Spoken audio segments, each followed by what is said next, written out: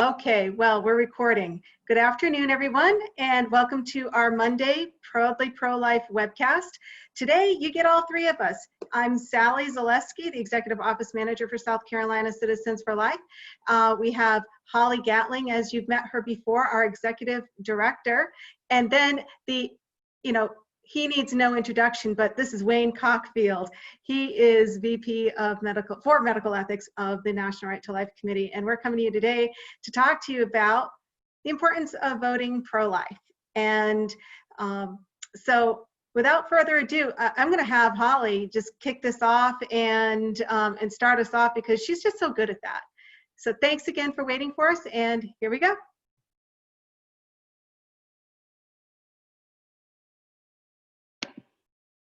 Good afternoon, everyone. Tomorrow is the primary election in South Carolina, June the 9th primary election. And if you haven't already voted absentee, and you still have time to vote absentee today, but we strongly encourage everyone to vote and vote pro-life. My dad took me to the voter registration on my 21st birthday and registered me to vote, because back then you had to be 21. I'm not going to say how many years ago that was, but you can do the math. So I voted. I don't think I have missed a single primary or general election since I was 21 years old. I mean, my parents, my first memory of being in a voting situation was in Louisiana, and I was with my mom. And I remember, I have a vague memory of standing in line and with my mom waiting to vote. And my mother voted until she was 100 years old. And her mother marched for the women's right to vote. So, and I believe the anniversary of that was just a few days ago, the 19th Amendment.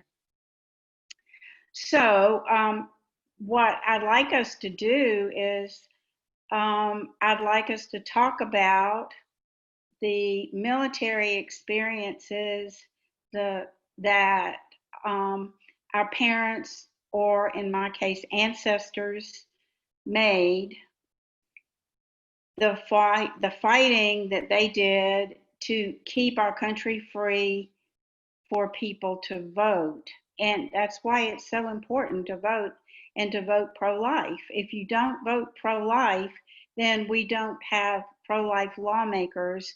If you don't have pro-life lawmakers, you don't have pro-life laws. And I can tell you that in South Carolina, we have pro-life lawmakers who have passed 15 pro-life laws, and the number of abortions occurring in our state has declined by 67%.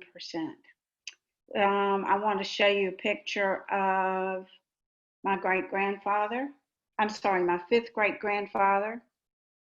His name is Morris Earl. He was called the Patriot, and he fought in the American Revolution. Hold it up a little bit, Holly. Hold it up a little higher. Oh, okay. There you go. That's okay. Kind of got it a little bit. That's better. Okay. Okay, so this is Morris Earl, and he's known in our family as the Patriot, and he fought in the American Revolution. And then this is my great-grandfather on my mother's side, and he fought in the Civil War. And am I getting the picture right?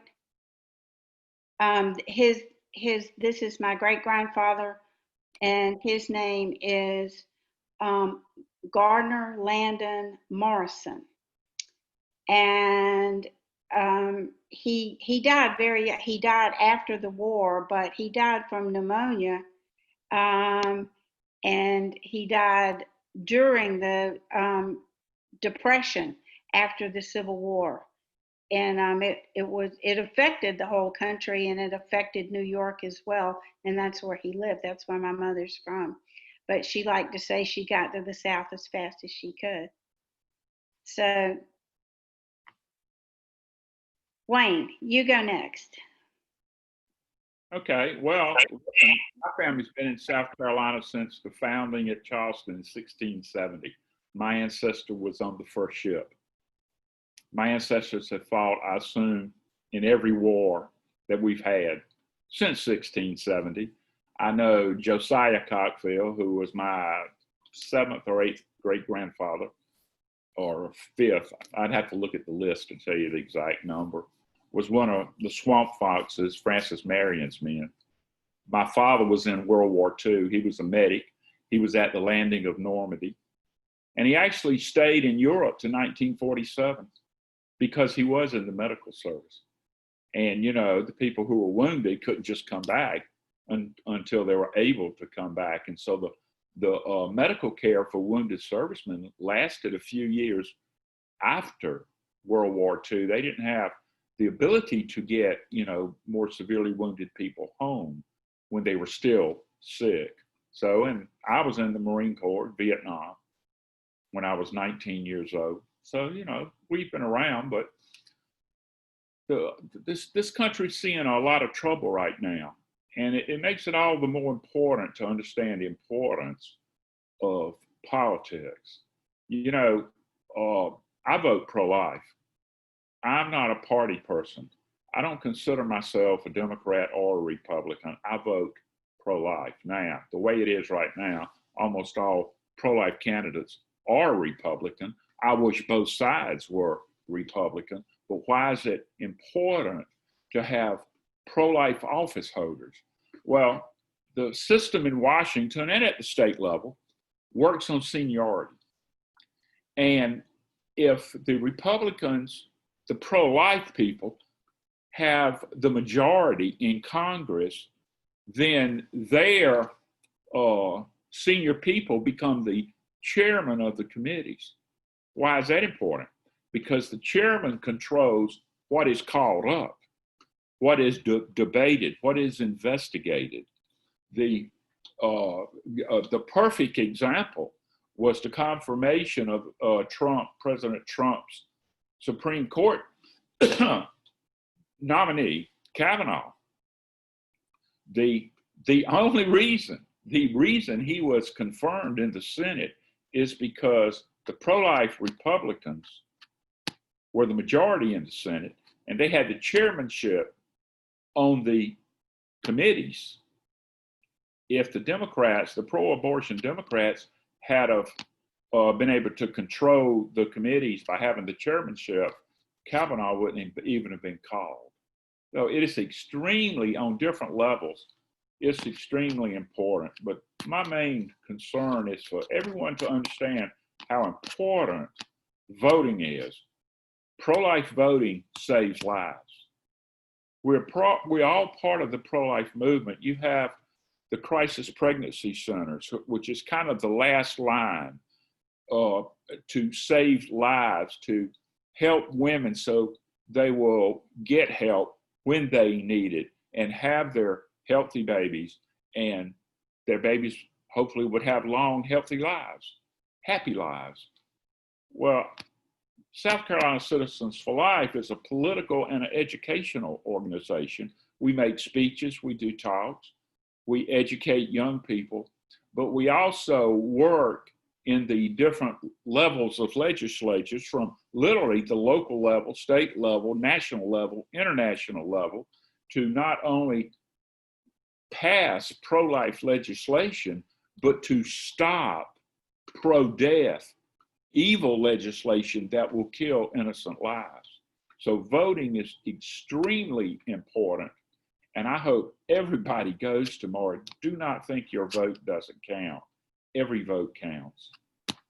So. Thank you, Wayne. And I want to, before we go to Sally, I want to explain a little bit about our policy of endorsing pro-life incumbents. We stand with those who stand with us. South Carolina Citizens for Life and the National Right to Life Committee, we are single issue pro-life.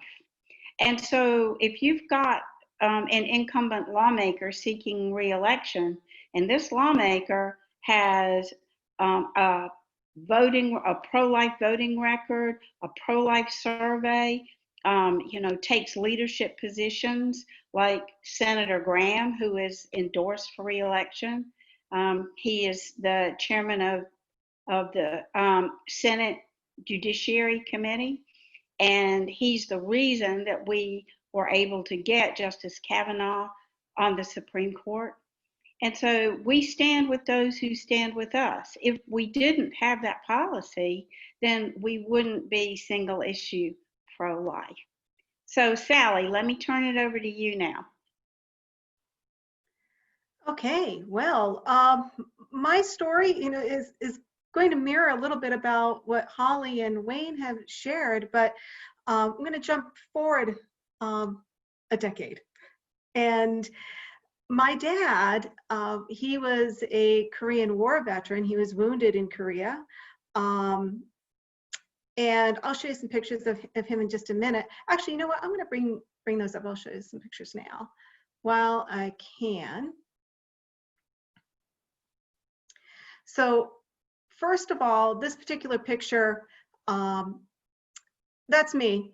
I was Miss Poppy, Massachusetts, and I'm with the administrator of the Veterans Administration in Massachusetts. So for anyone that's hearing my voice, you know that I'm not from South Carolina. So Massachusetts is where I'm from. And my dad, Korean War veteran, he was a bugler, and he took that position very proudly. He loved being the bugler with his regiment. And then here we are, a few years later. I was always hanging with the guys because Dad and the guys, they really stood for something for me, and they had given their freedom, well, their time and their effort for something that was beyond me. And one of those things had to do with voting. One of my earliest memories as a child was when it came time for an election. Now in Massachusetts, Massachusetts votes on Super Tuesday, and we register by party in Massachusetts. You don't have a choice of ballots. Well, you guess you would have a choice of ballots. When you go to the poll, even though there's an R or a D next to your name, you can choose a ballot for the other party in order to vote, but it isn't an open election, it's closed. So I remember as a child, my parents would take me to the polls with them, and I thought that was fascinating. Like, well, what are we doing? I don't want to sit out in the car anymore. I'm this little kid, but I promised to be good.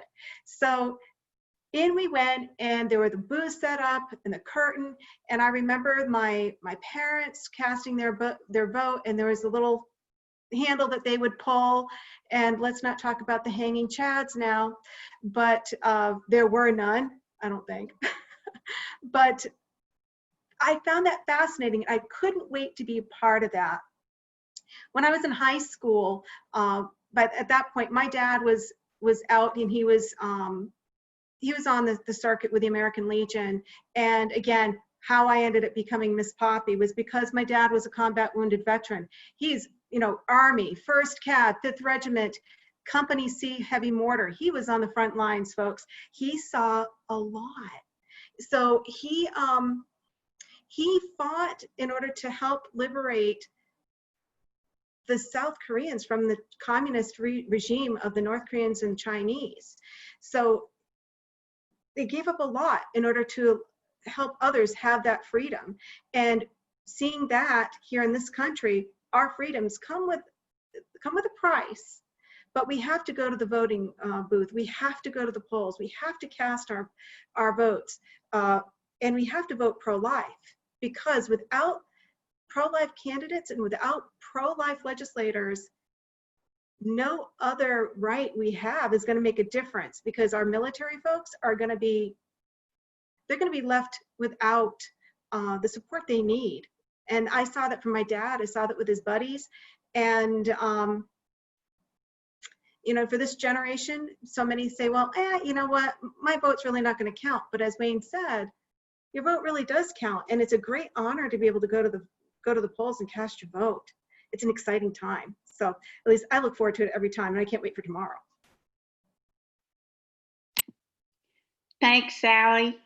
That's a wonderful, compelling story. Without the right to life, there are no other rights, and that's why we have to vote pro-life. So, Wayne, I want to pitch it back to you, and you so eloquently expressed the reasons that we have to vote pro-life, and it's not.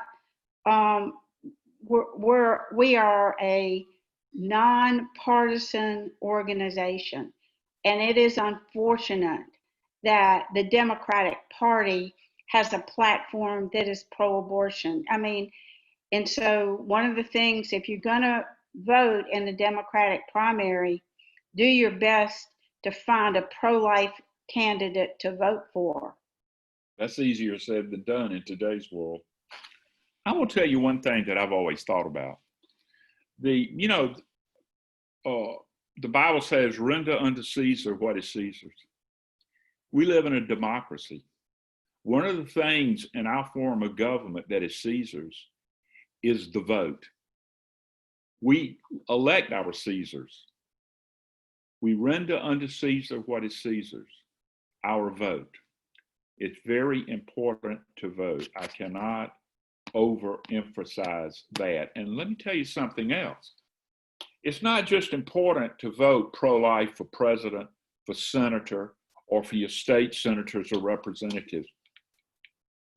I vote pro-life right down to dog catcher.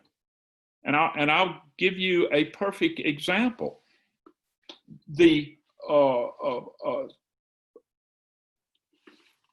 What's Mark's title? He's more than a sidewalk counselor. Christian Manning. Mark Baumgartner is the executive director of A Moment of Hope, Right. which is sidewalk counseling ministry in front of Planned Parenthood. And he was praying on the sidewalk, I believe by himself. And the police came. He wasn't by himself. And anyway. No, he had his crew out there. Yeah, but they were spaced out. He was legal, is what I'm saying. And he was forced to stop. So the point is this. The mayor of Columbia allowed Planned Parenthood to stay open, to continue killing babies, violating the orders of social distancing while they kill babies. And at the same time, he threatened a man praying on the sidewalk for these women's and babies' souls. He threatened this man with prison, with jail. It's too bad Columbia doesn't have a pro-life mayor who would not have violated that man's religious freedoms. It's very important who you vote for. Doesn't matter what level of government the person is running for. Vote pro-life, because you're voting for your family. You're voting for your children's future. Absolutely. So, Sally, will you close us out by telling people where they can find the endorsed candidates for South Carolina Citizens for Life and National Right to Life? Sure. But I just wanted to add one quick thing to what Wayne was saying with regards to the voting. And, my dad, as I mentioned, he's no longer with us. He died in 2004.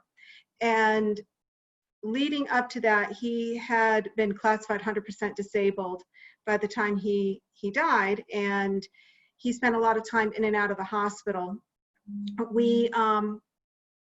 One of those years that we went to the March for Life, I went to the March for Life, I marched for him, because pro-life is from the moment of conception until natural death. So my dad was intubated several times and extubated several times. And I remember that one March for Life that I was on, we had just finished, got back on the bus. And I happened to call my mom, who was at the hospital, and she said, "Oh, hold on just a minute." And the next thing I know, I hear my dad's voice, and he had literally just been extubated at that moment. But then it came to the point where we needed to decide, he was at a point where it was his last tour of duty. And he knew that his life was in our hands, because even though we're talking back in 2004, 2003, he could have easily been put to death by a well-intentioned doctor or a well-intentioned nurse who wanted to provide extra comfort for Will. So when we cast our votes, the life you save may be your own. Not just the life of an unborn child, but your own life. It could be tomorrow, it could be 10 years down the road, it could be 50 years down the road, no matter where depending on where you are and how old you are with who's watching this. But keep that in mind, because it is serious and it does hit home, especially for us in the pro-life movement. So as far as the endorsements, we have the endorsements up on our website at sclife.org, the endorsements of the pro-life incumbents who have opposition in this primary. And they're on our website. They are on our Facebook page. They've been emailed out to our e-tree. They are posted, let's see, I think I even posted them on Twitter. And Mary Kate's been trying to work on getting them posted on Instagram, if we can get them there. So if we have any more updates as they come along, we send them out so that you have the latest and the greatest. So, but thank you. And as always, there'll be a recording of this available later on. I'll get that sent out to you too. And it'll be posted on our Facebook, on our website. Forget more Facebook Live. Okay, thank you, Sally. Thank you, Wayne. And one more time, remember to vote tomorrow in the primary election and to vote pro-life. Thank you all very much for joining us, and thank all of the people who are listening and their family members who served in the military to protect the greatest right that we have in this country.